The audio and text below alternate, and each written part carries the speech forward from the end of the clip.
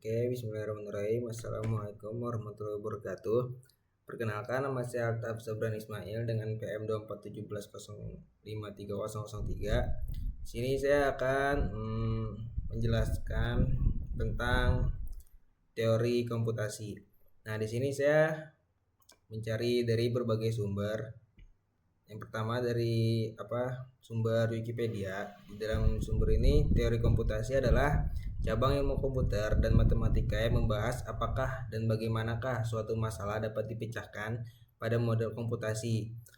Dengan menggunakan algoritma, bidang ilmu ini terutama membahas hal terkait komputabilitas dan kompleksitas. Nah, untuk melakukan studi komputasi dengan ketat, ilmuwan komputer bekerja dengan abstraksi matematika dari komputer yang dinamakan model komputasi. Nah, sini juga ada contoh PowerPoint-nya. Di sini saya mengambil PowerPoint dari yang dibikin oleh Rinaldi Munir. Di dalam sini tuh dijelaskan komputasi versus kalkulasi. Nah, kalkulasi sendiri adalah proses mentransformasikan satu atau lebih input menjadi luaran atau disebut output. Kalkulasi melibatkan angka-angka dan kata-kata yang menyatakan proses sederhana, sedangkan komputasi menggunakan rule, bahkan bisa tanpa angka-angka. Terus di sini dijelaskan teori komputasi adalah cabang ilmu komputer teoritis. Di sini ada contoh-contohnya. Pertama ada theoretical computer science, kedua ada applied computer science. Nah, teori komputasi juga berkaitan dengan studi bagaimana persoalan atau suatu problem dapat diselesaikan pada sebuah model dengan menggunakan algoritma. Model tersebut dinamakan model komputasi. Ini teori komputasi dibagi menjadi 3 ranting. Pertama, teori otomata, kedua ada teori komputabilitas, ketiga teori kompleksitas. Yang ketiganya itu berkaitan dengan pertanyaan apa yang dilakukan oleh komputer dan apa keterbatasannya. Nah, ini contoh teori komputasi difokuskan untuk menjawab dua pertanyaan sebagai berikut. Pertanyaan pertama, apa yang dapat dikomputasikan? Kedua, berapa banyak sumber daya, waktu, dan ruang space memori yang dibutuhkan untuk melakukan komputasi tersebut. Nah, untuk menjawab pertanyaan kedua itu, teori komputabilitas dan teori kompleksitas sangat berhubungan erat.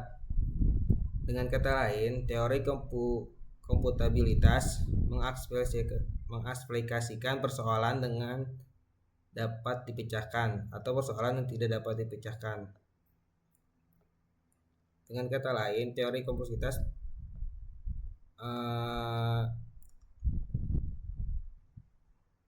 memperkenalkan beberapa konsep yang digunakan di dalam teori kompleksitas. Nah, berikut ini contoh dari FSA, PDA, dan mesin Turing.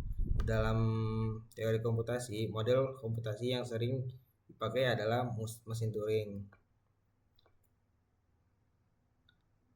Nah, di sini ada hubungan antara ketiganya yang di dalamnya ada teori otomata. Nah, ini beberapa ilmuwan yang menjadi pionir dalam teori komputasi. Ada banyak, ada Alan Shokars, Carl Gödel, Alan Turing. Yang paling terkenal adalah Alan Turing. Nah, terus ini contohnya. Adapun computer engineering itu berfokus pada desain konstruksi komputer atau sistem berbasis komputer. Computer science fokus pada kajian aspek teoritis dan algoritmis bidang computing hingga aplikasinya. Terus ada software engineering fokus pada pengembangan analisis, desain, implementasi, testing, pengoperasian, dan pemeliharaan perangkat lunak secara sistematis dan terukur. Information System berfokus pada perintegrasian solusi teknologi informasi dan proses bisnis untuk mempertemukan kebutuhan informasi bisnis suatu enterprise. Terus ada Information Technology berfokus pada penggunaan teknologi komputer untuk mempertemukan kebutuhan bisnis, pemerintahan, pendidikan, kesehatan, dan organisasi lainnya. Ini ada gambar-gambar dari contoh computer engineering, terus juga the problem space of computing. Lalu ini contoh computer science. Ini ada software engineer, informasi sistem, dan informasi teknologi. Nah, di sini saya juga sudah membuatkan soal dari materi teori komputasi. Soal pertama, perbedaan utama antara DFA dan NFA. Perbedaannya, DFA hanya memiliki satu transisi untuk step simbol dan step stage dan tidak memiliki transisi. NF dan NFA bisa memiliki banyak transisi, termasuk transisi, sehingga lebih fleksibel, tetapi secara komputasi tetap setara dengan DFA. Kemudian ada soal apa tujuan Turing machine dan dalam teori komputasi. TM atau disebut dengan Turing machine digunakan untuk memodelkan komputasi universal, menentukan apa yang bisa dan tidak bisa dihitung oleh mesin.